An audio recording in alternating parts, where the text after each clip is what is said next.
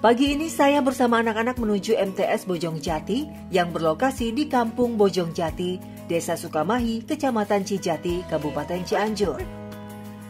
Berangkat jam 6.30 pagi, kami berjalan bersama anak-anak sekolah lainnya. Tak hanya perekonomian saja, anak sekolah pun turut sulit untuk mencapai sekolah.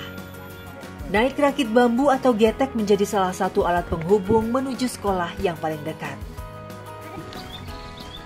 Akhirnya sampai juga setelah berjalan sekitar 500 meter.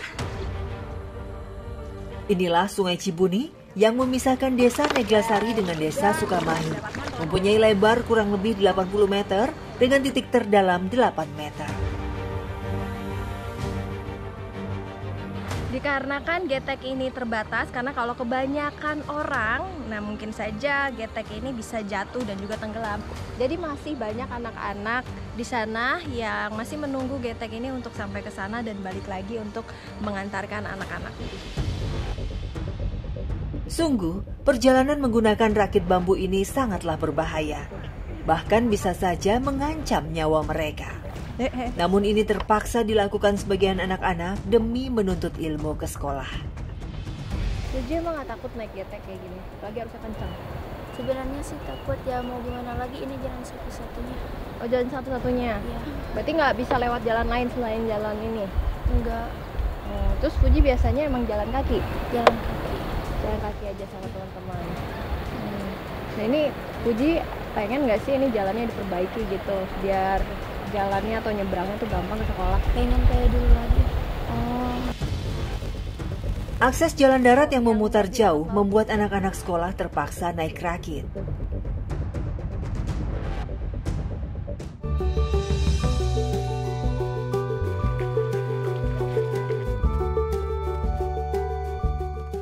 Sebenarnya, jarak ke sekolah hanya 2 km.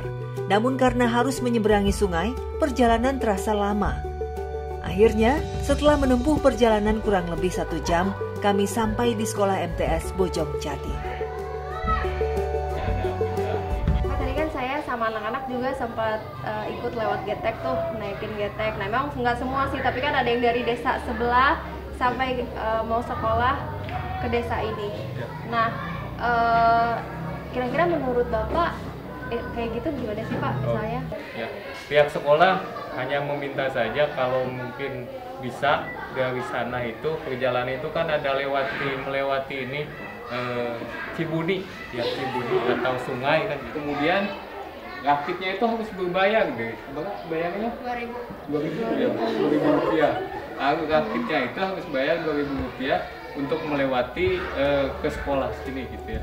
Jadi saya minta kepada pemerintah kalau bisa untuk membangun kembali jembatan itu untuk nanti kelancaran pendidikan di madrasah ini. Jembatan yang kokoh menjadi harapan para siswa. Mereka bisa menuntut ilmu dengan perasaan aman dan nyaman. kan bolak-balik naik getek ngikutin warga sini juga. Nah emang sebelumnya nggak di jembatan apa gimana Pak? Sebetulnya kalau sebelumnya ada jembatan, cuman bulan Oktober 2021 ini kan kegerus air sehingga jembatan ini putus. Mana Pak yang bekas jembatan? Ini bekas jembatannya. Oh ini juga bekas. Ya, bekas pondasinya. Pondasinya. Iya. Oh karena apa Pak itu kalau boleh tahu? Karena airnya meluap gitu kan. Banjir bandang. Banjir gitu. bandang ya, Banjir betul. bandang. Sebetulnya sejak pas ini tergerus, pemerintah desa itu sudah berupaya untuk mengajukan ke pemerintah daerah. Kemudian yang survei sudah, tapi sampai saat ini kan belum ada realisasi. Bisa tahu nggak Pak dikarenakan apa masih belum ada realisasinya itu? Saya kurang begitu tahu karena memang menurut pemerintah daerah itu katanya nanti di bulan 2023. Berarti warga harus menunggu sekian lama untuk jembatan ini baru bisa dibangun gitu Pak? Nah tapi kalau misalnya terkait dengan bantuan dari desa sendiri, apa yang sudah sampai ke warga? Kalau untuk infrastruktur nggak ada. Apalagi ini semacam pembangunan jembatan yang menghubungkan desa Neglasari sama desa Sukamahi itu kan ini cukup lumayan besar. Itu kan jadi dana desa itu nggak bakalan cukup untuk dibangunkan ke jembatan gantung Jembatan ini. ini. Nah, harapan kami kepada pemerintah pusat maupun provinsi atau daerah agar segera dibangun kembali lah jembatan ini, karena apalagi ini di musim hujan. Musim hujan itu rakit itu tidak bisa digunakan, yang pada akhirnya masyarakat di sini itu lumpuh total untuk roda perekonomiannya.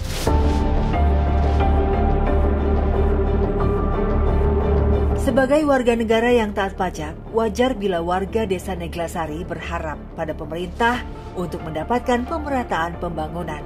Maka tak aneh rasanya bila warga menantikan kepedulian dan keberpihakan pemerintah untuk menyelesaikan berbagai masalah menahun di desa subur yang tak kunjung makmur ini.